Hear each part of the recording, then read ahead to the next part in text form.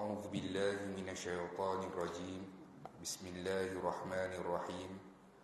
الحمد لله رب العالمين، والصلاة والسلام على سيدنا محمد أشرف المرسلين وعلى آله وصحبه أجمعين. سبحانك لا علم لنا إلا ما علمتنا إنك أنت العليم الحكيم، ولا حول ولا قوة إلا بالله العلي العظيم. رضينا بالله ربا وبالإسلام دينا وبمحمد. اللهم أعنا على ذكرك وشكرك وحسن عبادتك. ربي يسر ولا تعسر، فإن التيسير عليك يسير. ربي تمم بالخير. Nawaitu i'tikaf fi hadha masjid sunnatan lillahi ta'ala. Alhamdulillah, syukur pada Allah Subhanahu wa ta'ala.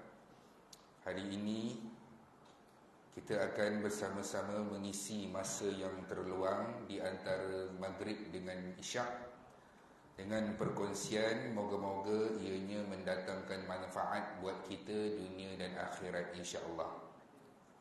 Kita masih lagi bersama dengan Rasulullah sallallahu alaihi wasallam melalui kitab yang diberi nama Ar-Rahiqul Makhtum karangan Syekh Safiur Rahman Al-Mubarakfuri, yang menceritakan tentang satu susuk tubuh yang paling disayangi oleh Allah Subhanahu wa taala, dan tiada sesiapa pun yang dapat menandingi makhluk ini. Makhluk ini daripada sudut kasih sayang Allah Subhanahu wa taala, dan makhluk itu adalah Muhammad bin Abdullah sallallahu alaihi wasallam. Sirah Nabi ada dua fasa. 53 tahun kehidupan Rasulullah sallallahu alaihi wasallam di Makkah.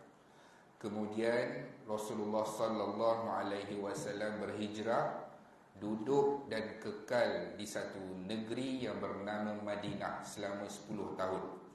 Jadi 53 tahun campur 10 tahun, jumlahnya adalah 63 tahun. Itulah 63 tahun riwayat kehidupan Rasulullah sallallahu alaihi wasallam. Selalu saya bagi tahu kenapa kita belajar sirah. Tidak lain dan tidak bukan adalah untuk menanamkan dan mewujudkan rasa cinta terhadap Rasulullah sallallahu alaihi wasallam, dan rasa sayang itu hadir dari dalam hati kita, bukan semata-mata hanya kerana kita orang Islam maka kita sebut di bibir kita yang kita sayang dengan Nabi. Tapi kita sayang dengan Rasulullah sallallahu alaihi wasallam atas sebab memang kita tahu Nabi. Kita tahu kehidupan Nabi, kita ada maklumat tentang perjalanan hidup Rasulullah sallallahu alaihi wasallam. Atas dasar itulah kita mempelajari dan mengetahui sirah. Moga-moga dengan berkat kita mengambil tahu tentang kehidupan Rasulullah sallallahu alaihi wasallam, Allah akan himpunkan kita di mahsyar nanti bersama dengan siapa dia tuan-tuan? Dengan ikon yang paling kita nak duduk sekali di mahsyar nanti, iaitu Rasulullah sallallahu alaihi wasallam. Pada pertemuan yang terdahulu kita dah lihat bagaimana pengarang kitab Syekh Safiur Rahman Al-Mubarakfuri memulakan kisah tentang nasab keturunan Rasulullah sallallahu alaihi wasallam dengan kisah Hashim. Siapa dia Hashim? Hashim adalah moyang Rasulullah sallallahu alaihi wasallam. Apabila kita pun dah bahas dah bagaimana kehidupan Hashim ini di kota Mekah, apa peranan dia kepada jemaah-jemaah haji dan juga jemaah umrah yang buat haji dan umrah di Mekah, dan kita dah lihat juga bagaimana kisah kehidupan datuk Rasulullah iaitu Abdul Muttalib, yang asalnya namanya adalah Syaibah, tapi nama Abdul Muttalib itu lebih popular dan lebih diingati dalam sirah Rasulullah sallallahu alaihi wasallam. Jadi bila kita ada pengetahuan tentang sirah, kita boleh sebut dekat cucu kita ke yang balik sekolah, dia cerita, "Tok nak tahu tak, Datuk Rasulullah nama dia Abdul Muttalib." Kita pun ada pengetahuan, kemas sikit, sebenarnya nama dia bukan Abdul Muttalib yang sebenarnya. Jadi cucu kita, atuk aku tahu benda-benda ni. Jadi kita terangkan kepada dia bahawa Datuk Rasulullah itu sebenarnya namanya Syaibah. Cuma bila diberikan gelaran Abdul Muttalib di Mekah, gelaran itu lebih diingati dan juga lebih disebut di bibir-bibir penduduk-penduduk Mekah. Kemudian kita dah lihat juga bagaimana Abdul Muttalib yang mempunyai lebih 10 orang anak lelaki. 10 orang anak lelaki yang kita dah bincangkan dah. Antara nama-nama 10 orang anak lelaki ini adalah Harith, Zubair, Abu Talib, nama yang kita biasa dengar. Kemudian siapa dia? Abdullah, Hamzah pun nama yang biasa kita dengar. Abu Lahab, Abu Lahab pun biasa. Ghaidah, Muqawwim, Dirar dan juga Al-Abbas. Al-Abbas ni pun namanya akan naik juga dalam kisah sirah Rasulullah sallallahu alaihi wasallam. Kemudian kita dah lihat juga bahawasanya ayah Rasulullah sallallahu alaihi wasallam merupakan anak yang paling bongsu dalam keluarga Abdul Muttalib. Maksudnya Abdullah ini adalah anak bongsu. Sudahlah anak bongsu, Abdullah ini dalam adik-beradik dialah yang paling baik, yang paling dengar kata, yang paling banyak khidmat dengan ibu bapa. Kita bukan membezakan antara anak-anak, tapi kalau kita ada seorang anak tu baik dia baik, dengar kata, tak tinggi suara. Kalau kita suruh tu cepat dia pergi. Kalau makan pun dia tanya dengan ayah nak air. Kadang tak suruh pun dia ambil cawan ayah dia punya air, letak atas meja. Maka anak ni lebih diingati oleh para ibu dan bapa. Walaupun dia tak membezakan anak-anak dia, tapi anak yang jenis ini lebih diingati dan lebih disayangi oleh ibu dan bapa. Maka begitulah ayah Rasulullah sallallahu alaihi wasallam, iaitu Abdullah. Jadi bila lihat Abdullah ini, Abdullah yang terkenal sebab apa? Sebab Abdullah ini kacak orangnya, hebat sasa tubuh badan dia, cerdik di kalangan orang bangsawan. Kerana apa? Kerana Abdul Muttalib adalah menteri, Perdana Menteri di kota Mekah pada ketika itu. Jadi bila lihat Abdullah ini, ramai yang suka. Maksudnya wanita-wanita Mekah suka dengan Abdullah. Bila Abdullah lalu, semua perempuan-perempuan di kota Mekah pandang, Abdullah lalu. Jadi bila lihat keadaan seperti itu, maka Abdullah ini hendak dikahwinkan oleh Abdul Muttalib. Abdul Muttalib nak carikan jodoh untuk anak bongsu dia ni yang bernama Abdullah. Dengan cara apa, tuan-tuan? Dia cari seorang wanita yang sama baik nasab keturunan dia, nasabnya yang baik, keturunan daripada Bani Zuhrah bin Kilab. Dan juga wanita ini juga terkenal dengan budi pekerti yang baik, cerdik akalnya dan baik rupa parasnya. Siapa dia? Dia itulah ibu Rasulullah sallallahu alaihi wasallam, iaitu Aminah binti Wahab bin Abdul Manaf bin Zuhrah bin Kilab, daripada Bani Zuhrah. Maka dikahwinkanlah Abdullah bin Abdul Muttalib dengan Aminah binti Wahab, wanita yang terkenal dalam kalangan Quraisy. Dan ayah Aminah ini tergolong sebagai pemimpin juga. Pemimpin juga di kalangan Bani Zuhrah ini. Ayah Aminah ni pun sama naik juga dengan Abdul Muttalib. iaitu seorang pemimpin, dan sama ada secara nasab maupun kemuliaan. Maksudnya sama taraf, sekufu. Abdullah membina sebuah rumah tangga kecil di Mekah tidak lama setelah pernikahan. Maksudnya habis perkahwinan tersebut, selesai perkahwinan, Abdul Muttalib mengarahkan Abdullah untuk pergi mengumpulkan kurma untuk ahli-ahli keluarga. Maksudnya dalam tempoh beberapa hari atau minggu selepas perkahwinan, Abdul Muttalib memutuskan Abdullah untuk pergi ke Madinah. Sebab apa Madinah? Kenapa bukan Syam? Sebab Syam ni tempat perniagaan, kalau nak cari barang-barang yang bagus pun dekat Syam. Sebab apa Madinah? Kerana Madinah adalah tempat paling banyak kurma.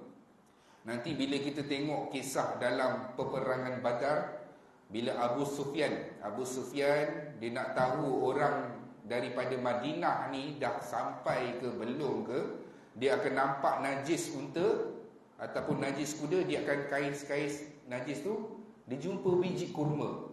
Bila dia jumpa biji kurma, Abu Sufyan kata hanya unta ataupun binatang ternakan tunggangan daripada Madinah sahaja yang memberi makanan unta dan binatang mereka dengan kurma. Sebab apa? Madinah banyak sangat kurma. Itu salah satunya.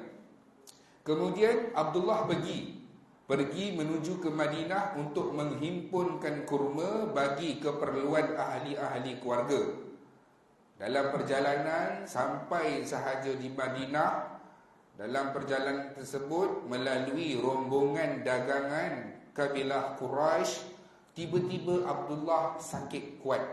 Maksudnya sakit dan tak boleh meneruskan perjalanan pulang.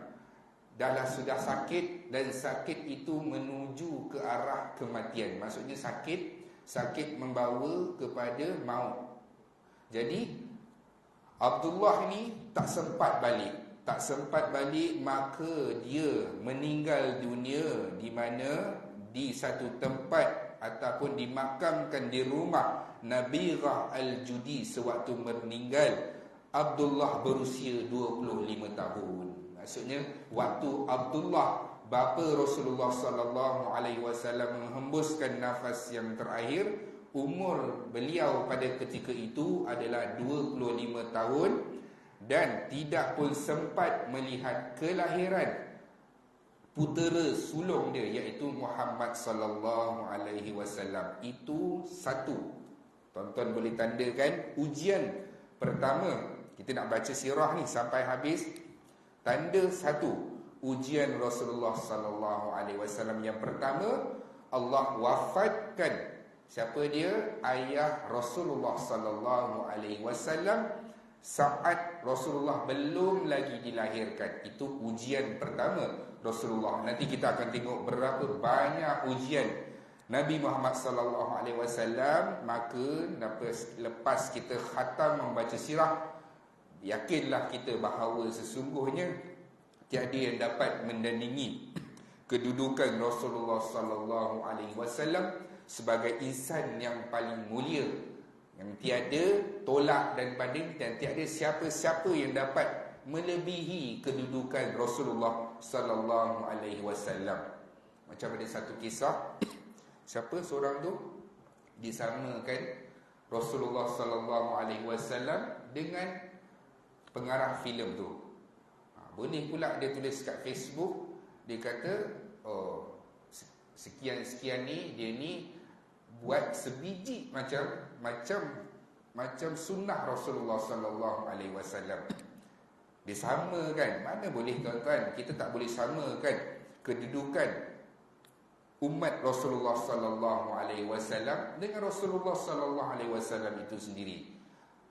Bunyi dia macam betul, tapi dalam situasi kisah tersebut yang tular baru-baru ini, tidak sesuai kita gunakan perkataan tersebut, sebab ada perbahasan yang lebih lagi. Tak boleh kita saja-saja menggunakan contoh Rasulullah sallallahu alaihi wasallam dalam perkara-perkara untuk nak menyedapkan hati kita ke, ataupun nak bagi viral ke, ataupun nak bagi popular ke dengan status-status tersebut. Kemudian dekat mana tadi saya? Lupa. Kemudian apabila Abdullah meninggal dunia pada usia 25 tahun, satu, itu adalah ujian buat Rasulullah sallallahu alaihi wasallam. Hikmah dia kejap lagi saya akan ceritakan. Waktu dalam kandungan Aminah binti Wahab, Rasulullah sallallahu alaihi wasallam pada ketika itu dalam fasa, maksudnya apa? Dalam kandungan Aminah lagi.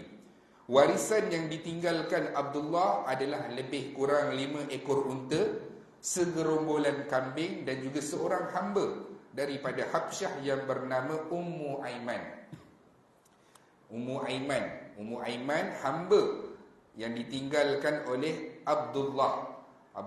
Nanti tuan-tuan akan dengar nama Ummu Aiman ni naik sekali lagi dalam peristiwa bila Rasulullah sallallahu alaihi wasallam pergi ziarah kubur ayah dia di mana? Di Yathrib, iaitu di Madinah. Itulah harta yang ditinggalkan oleh Abdullah. Lebih kurang dalam 5 ekor unta, segerombolan kambing dan juga seorang hamba yang bernama Ummu Aiman. Kemudian kita nak masuk kelahiran Rasulullah sallallahu alaihi wasallam. Bila Nabi dilahirkan? Dalam kitab Ar-Rahiqul Mahtum karangan Syekh Safiur Rahman Al-Mubarakfuri, penghulu para nabi iaitu Muhammad bin Abdullah sallallahu alaihi wasallam dilahirkan daripada Bani Hashim di Mekah. Di Mekah pada Isnin pagi 9 Rabiul Awal. Ada pendapat bagi tahu 12 Rabiul Awal, dan ada beberapa pendapat lagi bagi tahu tarikh hari itu. Tapi yang patut kita pegang apa dia tuan-tuan? Iaitu dalam bulan Rabiul Awal. Pandangan ada kata 9, ada kata 10, ada kata 12. Tak apalah 9, 10, 12 ke Rabiul Awal. Yang perlu kita ketahui bahawa Rasulullah lahir dan Allah Subhanahu Wa Taala melahirkan seorang nabi, penutup segala nabi, iaitu pada bulan Rabiul Awal, pada tahun terjadinya peristiwa gajah. Peristiwa gajah ini merujuk pada peristiwa tentera Abraha yang datang untuk memusnahkan Kaabah, yang kita dah bincang pada pertemuan yang sebelum ini. Sebagaimana yang disimpulkan oleh ulama ternama Muhammad Sulaiman Al-Mansyuri rahimahumullah, iaitu pada 20 atau 22 April tahun 571 Masih. Ini maksudnya ulama-ulama kontemporari dia kira. Nak tengok waktu tahun dalam bulan Masihi. Maksudnya ulama falak dia kira nak tengok dalam tahun Masihi ni berapa tarikh hari bulan tersebut. Ada banyak pendapat bila Rasulullah lahir. Antaranya apa tuan-tuan? Yang masyhur, yang kita dengar, dan ada pandangan katakan ini semuanya kisah-kisah yang palsu ataupun tidak benar, ataupun riwayatnya tidak kuat. Antaranya apa? Antaranya runtuhnya 14 tiang istana Kisra, padamnya api yang disembah oleh orang Majusi. Apa tuan-tuan? Maksudnya api yang disembah oleh kaum Majusi yang tak pernah padam. Maksudnya ada orang jaga. Maksudnya nak padam, nak lemah sikit api tu, dia ditugaskan untuk pastikan api itu sentiasa kekal. Jadi bila lahirnya Rasulullah sallallahu alaihi wasallam, ada pendapat menyatakan bahawa api yang disembah itu padam, kemudian musnahnya gereja-gereja yang ada di sekitar Tasik Siwak. Riwayat yang disampaikan oleh Tabari, Baihaqi dan selain daripada mereka berdua, riwayat ini tidak mengandungi sanad yang bagus. Tapi tak apalah, para ulama kata walaupun cerita-cerita tentang perkara-perkara kelahiran Rasulullah sallallahu alaihi wasallam ini tidak sahih sekalipun, ketahuilah bahawa sesungguhnya kelahiran Rasulullah itu pun dah cukup bagus mengatasi segala-galanya. Maksudnya mengatasi runtuhnya 14 istana Kisra lah, terpadam api Majusi lah, dan apa saja kelebihan-kelebihan yang lain. Kalau kita ketepikan ke semua itu, ketahuilah kelahiran Nabi itu adalah highlight utama yang perlu kita tahu. Itulah peristiwa yang paling barakah dalam alam ini, dan itulah peristiwa yang paling besar sekali yang patut kita ingat. Maksudnya kita jangan terlalu mengambil kisah. Boleh kita dengar pendapat ini kerana ianya ditulis walaupun sanadnya lemah. Tapi yang perlu kita ketahui, kelahiran Rasulullah sallallahu alaihi wasallam itu sendiri pun sudah menunjuk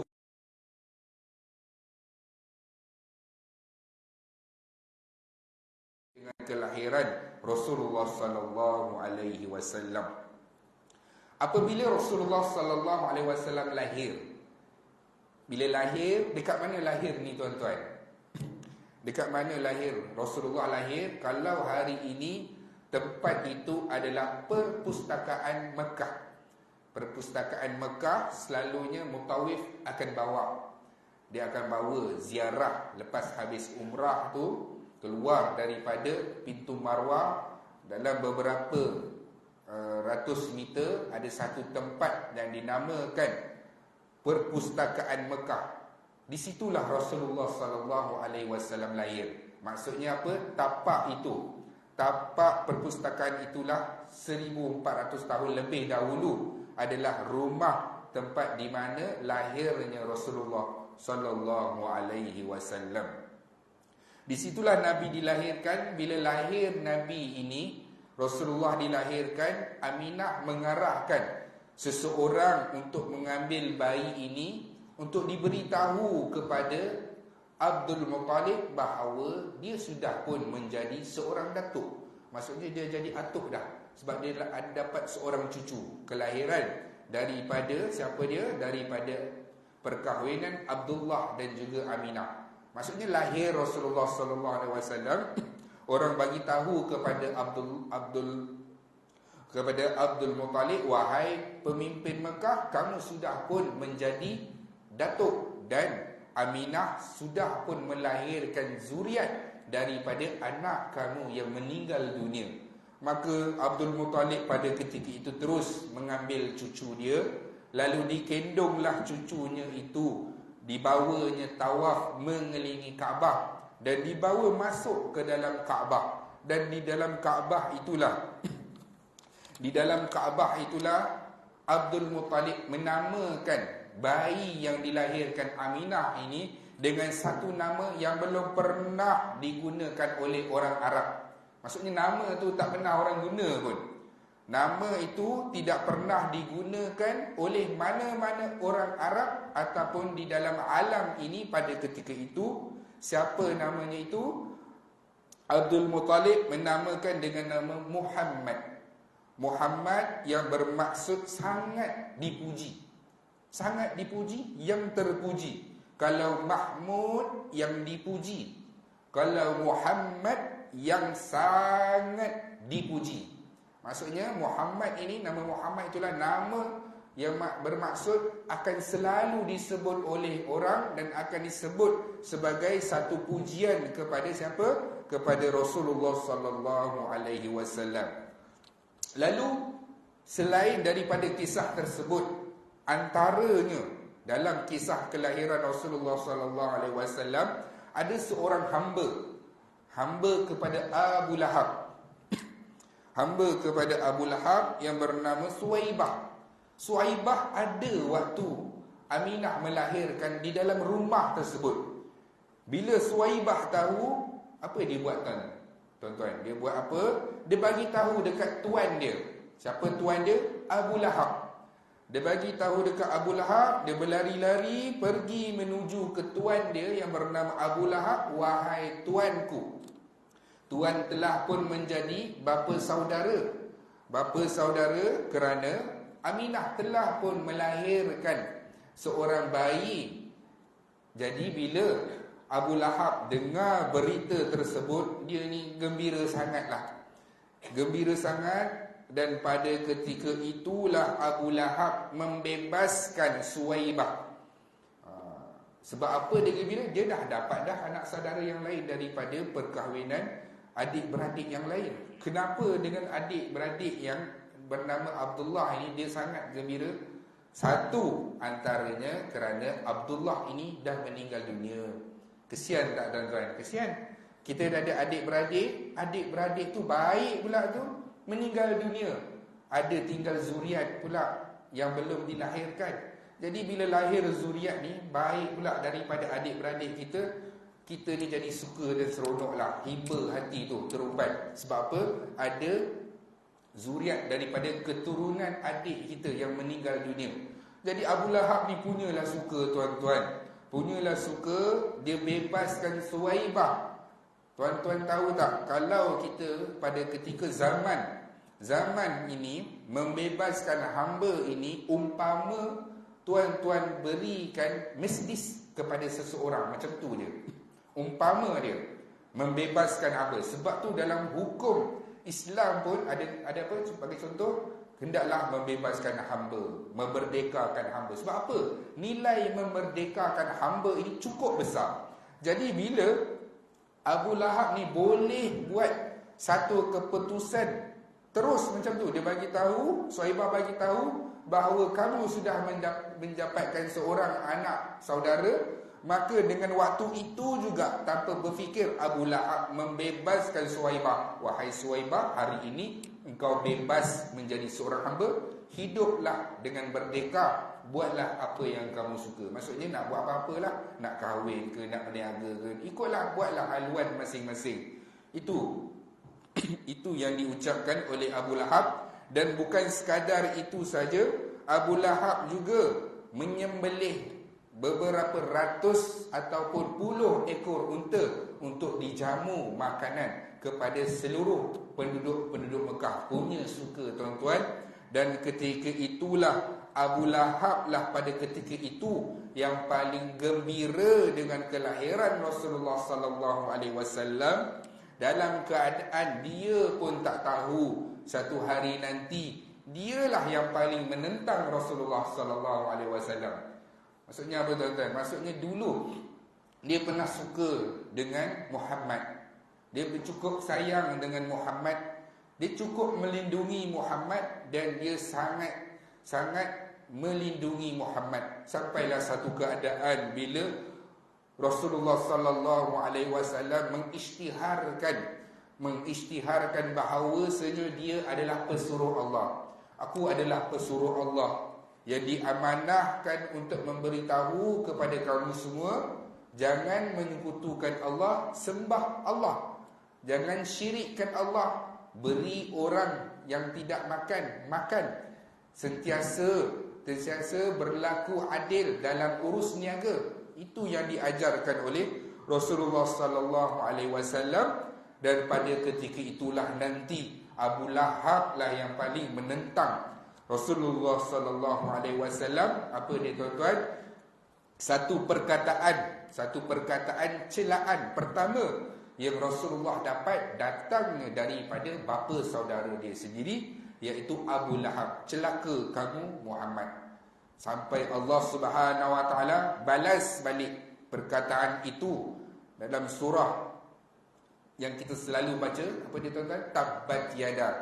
Hari ini baru kita tahu, tabbat yada itu merujuk kepada kisah Abu Lahab. Abu Lahab dengan isteri dia sama-sama naik tuan-tuan dalam menentang dakwah Rasulullah sallallahu alaihi wasallam. Itu nanti beberapa siri lagi. Tu saya dah lajak dah tu. Kemudian bila lahir Rasulullah ini, dah dibawa ke dalam Kaabah, diberikan nama Muhammad. Abu Lahab pun suka. Semua meraihkan kelahiran Rasulullah sallallahu alaihi wasallam. Menjadi kebiasaan orang-orang Arab. Maksudnya orang-orang Arab yang tinggal di kawasan bandar. Bandar ni maksudnya Mekah lah. Mekah bandar lah ketika itu. Tahu lah. Mekah bandar. Kemudian menjadi kebiasaan orang-orang daripada perkampungan Sa'diyah akan pergi pada setiap tahun ke Mekah untuk mencari mana-mana ada bayi orang-orang Mekah untuk diambil, dijaga selama 2 tahun. Selama 2 tahun maksudnya duduk sekali, dibesarkan sekali, disusukan dengan ibu susuan sampai usia 2 tahun. Antaranya apa tuan-tuan? Tujuannya adalah satu, anak itu membesar dalam persekitaran kampung. Sekitaran kampung maksudnya suasana yang aman damai, tenang, tak ada masalah traffic jam. Maksudnya macam tu. Lebih suasana dengan suasana yang aman damai dan harmoni. Kemudian si anak itu akan dibesarkan dengan makanan-makanan yang sihat, ibu susuan daripada kampung, dibesarkan dalam suasana yang bagus dan baik. Dan apabila duduk di perkampungan ini, mereka akan belajar bahasa Arab yang sebenar, bahasa Arab yang tulen, bahasa Arab yang betul. Macam kita lah tuan-tuan, saya pernah sebut dah satu hari tu, sekarang ni dah tak jumpa dah. Kampung ke bandar ke sama je, sama saja bahasa dia. Kalau kata weh jomlah kita lepak, bandar pun weh jomlah kita lepak, kampung pun weh jomlah kita lepak. Sama saja, tak ada beza pun bahasa tersebut pada tahun sekarang lah, akhir zaman ni. Tapi dahulu bahasanya lagi kampung, lagi tulen bahasa yang digunakan, dan dia akan bercakap dengan pertuturan bahasa Arab yang sebenar. Itu salah satu kebiasaan orang Arab yang duduk di bandar. Dia akan hantar bayi-bayi dia ni untuk dibesarkan di perkampungan. Bila dekat Mekah ni, yang datang ni siapa tuan-tuan? Datangnya daripada perkampungan Sa'diyah. Perkampungan Sa'diyah ni kalau tuan-tuan pergi umrah, jarang mutawif akan bawa. Sebab apa? Dia satu perjalanan yang jauh, dan ianya adalah satu kawasan yang tiada perbangunan lah. Maksudnya kalau kita kata, kita tengok kat tempat tersebut dengan batu-batu, dengan tak ada jalan raya, mungkin begitulah keadaan 1400 tahun dahulu. Begitulah suasananya. Dan mutawif dia takkan bawa tempat tersebut. Tapi kadang-kadang ada jemaah minta, dia request. Sebab apa? Dia tahu dia ada maklumat sirah. Dia kata mutawif, boleh tak kita nak sewa kenderaan ke, kita jom tengok perkampungan Sa'diyah. Kalau mutawif tu dia boleh aturkan, kita akan melawatlah perkampungan Sa'diyah. Kemudian semuanya pergi. Ibu-ibu susuan daripada perkampungan Sa'diyah semuanya pergi, termasuklah satu orang wanita yang bernama Halimah binti Abu Dhuwaib. Nama dia tuan-tuan, nama dia bukan Halimatus Sa'diyah. Halimatu Sa'diyah tu merujuk kepada perkampungan dia. Nama dia adalah Halimah binti Abu Dhuwaib. Dia ada suami yang bernama Abdullah bin Al-Haris. Sepasang suami isteri ini, mereka pun sama-sama ikut rombongan pergi ke Mekah. Cuma bezanya unta yang dia bawa tu, unta yang tak apa-apa bagus. Contohnya kalau orang naik Waisuku, dia naik siapa? Dia naik Honda Bulat sebagai contoh. Jadi Waisuku ni lagi laju lah, lagi laju. Dia pakai Honda Bulat yang tak tukar minyak hitam pula tu, lagi semput. Tengah-tengah jalan semput, rehat kejap, baru teruskan perjalanan, sebagai contoh. Jadi bila unta yang digunakan ni tua, lepas tu kurus, tak sihat, jadi lambat sampai. Bila sampai je dekat Mekah ni, pergi rumah ke rumah, oh bayi ni dah diambil dah dengan orang ni. Pergi lagi satu rumah, oh bayi ni pun dah ambil dah. Pergi satu rumah, bayi ni pun dah diambil dah. Sampai dekat bayi yang bernama Muhammad ini, pelik kata, rumah ni rumah lorong pertama. Kenapa rumah lorong pertama tak ada orang yang ambil bayi ni? Jawab ketika itu, Aminah jawab, innahu yatim, dia ini anak yatim. Jadi Halimatus Sa'diyah dengan Al-Haris kata, patutlah bang, tak ada orang yang nak ambil anak yatim. Jadi bila ayah tak ada siapa yang nak bayar duit upah selama 2 tahun tu, nak suruh, nak harapkan siapa bayar, jadi orang tak ambil bayi ni. Dia ronda lah lagi, ronda keseluruhan kota Mekah, dah tak ada bayi dah. Jadi nak balik dengan tangan kosong rasa rugi. Bila rasa rugi, dia bincanglah Halimatus Sa'diyah dengan Haris, beginilah bang, kita ni datang dari jauh. Dari jauh, tak ada modal pula nanti, datang saja. Kita ambillah Muhammad ini sebagai bayi yang kita jaga. Bawa baliklah Muhammad ini. Waktu dia memilih bayi yang bernama Muhammad ini untuk dijaga, dibawa balik selama 2 tahun tempoh penjagaan itu, ketika itu Halimatus Sa'diyah tak tahu pun bahawasanya dia dan suami dialah yang paling untung sekali. Dia tak tahu, dalam keadaan dia tak tahu bahawa dengan mengambil bayi yang bernama Muhammad ini, dialah pasangan suami isteri yang paling untung dalam alam ini.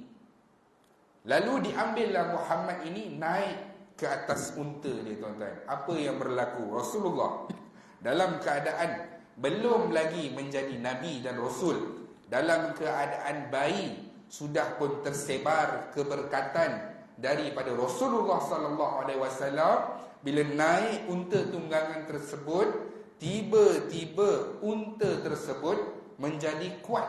Maksudnya jadi kuat, jadi aktif dan jadi bagus bila dia nak pulang. Maksudnya tunggangan itu menjadi laju. Dan bila Halimatus Sa'diyah pegang bayi yang bernama Muhammad ini, maka kantung susu yang dimiliki oleh Halimatus Sa'diyah pun penuh. Maka disusukan Rasulullah sallallahu alaihi wasallam, dan dia pun susukan anak dia sekali. Maksudnya dah mula dah rasa kepelikan. Pelik lah tuan-tuan, pelik. Tiba-tiba je ada orang dah tukarkan minyak hitam dia. Laju pula binatang tunggangan tu. Laju. Bukan setakat itu sahaja, bila dah balik waktu itu perkampungan Sa'diyah, perkampungan Halimatus Sa'diyah ini ditimpa musim kemarau. Tanaman tak jadi, binatang ternakan pun tak mengeluarkan susu, kurus kering. Jadi waktu itu tak berapa bagus dekat perkampungan Sa'diyah. Dan ketika itu orang-orang semua perasan bahawasanya petak kebun Halimatus Sa'diyah saja yang subur. Maksudnya tanam kangkung tumbuh, tanam kentang tumbuh, tanam bawang hidup, cili hidup, semua cantik-cantik, hijau-hijau tanaman Halimatus Sa'diyah. Termasuklah binatang yang dipelihara oleh Halimatus Sa'diyah, semuanya mengeluarkan susu. Dan orang-orang kampung bila lalu, dia tengok, dia tegur Halimatus Sa'diyah, wahai Halimatus Sa'diyah, laqad akhadti nafsamatan mubarakah. Wahai Halimatus Sa'diyah, sesungguhnya yang berlaku ni dekat kamu ni, binatang kamu bagus, tanaman kamu menjadi, ini semua sebab siapa? Sebab keberkatan bayi yang kamu jaga ni. Keberkatan bayi yang kamu jaga ini habis tempoh, sikit lagi tuan-tuan saya sambung, tempoh 2 tahun dah tamat. Bila tempoh 2 tahun dah tamat, sepatutnya dibawa pulang Halimatus Sa'diyah ni, bawa pulang Rasulullah, balik semula. Nah, ambil anak kamu wahai Aminah, tempoh 2 tahun dah pun tamat, ambillah balik upah. Tapi Halimatus Sa'diyah pada ketika itu datang bukanlah untuk memulangkan Rasulullah, tapi nak minta izin. Wahai Aminah, boleh tak nak minta izin, nak jaga lama sikit Muhammad ni? Sebab apa tuan-tuan? Sebab kalaulah kita bekerja, kita dapat benefit yang lebih, kita nak terus tak bekerja dekat tempat tu. Sama, kalau kita bekerja di satu organisasi, dia bagi kita bonus tahunan 4 bulan gaji. Kemudian duduk, kalau sakit komplit, jaga, kita bagi gaji lagi. Kita tak nak ke? Mesti kita nak. Begitulah juga Halimatus Sa'diyah, bila nampak banyak benefit yang dia jaga, bila dia jaga Rasulullah sallallahu alaihi wasallam, dia minta izin nak jaga lebih lama sikit. Jadi ketika itulah Aminah bersetuju. Sebab apa? Tempoh 2 tahun dah tamat. Ini Halimatus Sa'diyah nak bela ataupun nak jaga Muhammad secara percuma. Lagi bagus, tak apa. Sebab apa? Anak itu akan membesar menjadi matang, menjadi cergas, menjadi cerdik, menjadi kuat dan lasak sebab duduk dalam suasana kampung. Dia akan belajar cara mengembala, dia akan belajar cara berkebun dan macam-macam lagi ilmu yang dia akan belajar apabila dia duduk dekat suasana kampung. Jadi bila dibawa balik Rasulullah sallallahu alaihi wasallam di perkampungan Sa'diyah ini, ada berlaku satu peristiwa, tuan-tuan. Itulah peristiwa pertama Rasulullah sallallahu alaihi wasallam bersua muka dengan siapa? Dengan malaikat Jibril. Apabila berlakunya peristiwa pembelahan dada, waktu itu Rasulullah berusia 4 ataupun 5 tahun. Tuan-tuan bayangkanlah, 4 dan 5 tahun Rasulullah bermain dengan kawan-kawan sepermainan dia. Biasa petang-petang main taman, tengah main-main, tiba-tiba malaikat Jibril datang. Malaikat Jibril datang berupa dengan rupa manusia dan mesti lelaki. Mesti lelaki, dan Jibril turun pada ketika itu membaringkan Rasulullah sallallahu alaihi wasallam, membelah dada Nabi. Betul-betul belah, tuan-tuan. Belah ni bukannya belah secara metafora ke ataupun belah secara bayangan ke macam ni ke. Memang dibelah dada Rasulullah sallallahu alaihi wasallam. Dikeluarkan sesuatu oleh Jibril di kawasan hati Rasulullah sallallahu alaihi wasallam, dan Jibril menyatakan bahawa di sinilah tempat yang paling iblis ataupun syaitan paling suka duduk. Maka dibersihkanlah dengan air Zam-Zam, kemudian dimasukkan balik, kemudian dijahit semula, tuan-tuan. Dan kata para sahabat, bila Rasulullah sallallahu alaihi wasallam sudah menjadi Nabi, berduduk bersama dengan sahabat, para sahabat nampak bekas kesan jahitan itu di dada Rasulullah sallallahu alaihi wasallam. Itu peristiwa yang berlaku waktu Nabi berusia 4 ataupun 5 tahun. Bila kawan-kawan tengok, Muhammad kena baring, buat apa lagi tuan-tuan? Budak-budak dia akan balik, pergi kat mana? Jom kita pergi rumah Makcik Halimah. Jom, ramai-ramai berlari pergi rumah Makcik Halimah. Dia panggil makcik, Muhammad dah kena bunuh. Berderau, kering darah Halimatus Sa'diyah. Sebab apa? Anak orang. Anak sendiri pun takut, anak orang lagi takut. Dahlah janji pula tu, tak jaga betul-betul. Apa aku nak jawab dengan Aminah ni nanti? Jadi bila balik tu, dicarilah Muhammad. Dekat mana Muhammad ni jatuh, mati, apa semua kat mana? Pergi tengok Rasulullah sallallahu alaihi wasallam pada ketika itu dalam keadaan terpinga-pinga. Maksudnya Nabi dalam keadaan sedar ataupun tak sedar. Maksudnya dalam keadaan mamai. Dan Anas bin Malik berkata, aku ternampak kesan jahitan. Yang macam saya cakap tadi, para sahabat antaranya Anas bin Malik menyatakan bahawa sesungguhnya dia nampak kesan jahitan di dada Rasulullah sallallahu alaihi wasallam. Dan pada ketika itulah Halimatus Sa'diyah berbincang dengan suami dia, wahai Haris, wahai abang, ginilah kita tengok ni Muhammad ni nak kena bunuh lah. Aku risau kalau orang-orang di perkampungan Sa'diyah ini dengki dan cemburu dengan apa yang berlaku kepada kita. Jom kita hantar Muhammad semula balik ke Mekah, hantar dekat ibu dia Aminah, supaya apa? Supaya tak risau dah. Lepas tanggungjawab, tak apalah, dah dapat tempoh 2 tahun punya upah, tak apa, ambil bela. Sebab apa? Takut nanti berlaku lagi sekali, betul-betul Muhammad dibunuh. Maka dipulangkan Halimatus Sa'diyah dan juga Al-Haris. Rasulullah sallallahu alaihi wasallam kembali ke pangkuan ibunya. InsyaAllah pada pertemuan yang seterusnya kita akan tengok apa tindakan pertama ibu Rasulullah sallallahu alaihi wasallam lepas Nabi dah balik. Apa yang Halimatus Sa'diyah ni buat waktu Rasulullah balik. Apa Nabi buat, apa yang dirancangkan oleh Halimatus Sa'diyah, oleh Aminah, antaranya menziarahi kubur ayah Rasulullah. Sebab apa? Sebab gambar pun tak ada, gambar sekeping pun tak ada, nak tunjuk video pun kamera pun tak ada. Jom kita ziarah ayah. Dekat mana? Dekat Madinah, di Yathrib, ziarah kubur ayah. Nanti kita akan tengok ujian Rasulullah sallallahu alaihi wasallam yang kedua. Ni tuan-tuan catatlah satu ujian kematian ayah. Dua, bila saya sebut ujian yang kedua, ujian Rasulullah sallallahu alaihi wasallam, kewafatan ibu. Nanti akan banyak himpunan ujian. Tuan-tuan boleh tengok, senaraikan, bandingkan dengan kita. Kita punya ujian boleh ada jalan penyelesaian. Contoh, kereta pancit tengah highway, boleh ada telefon, towing, insya-Allah ada penyelesaian. Kalau tak ada duit pun tak apa, boleh claim dengan insurans dan sebagainya.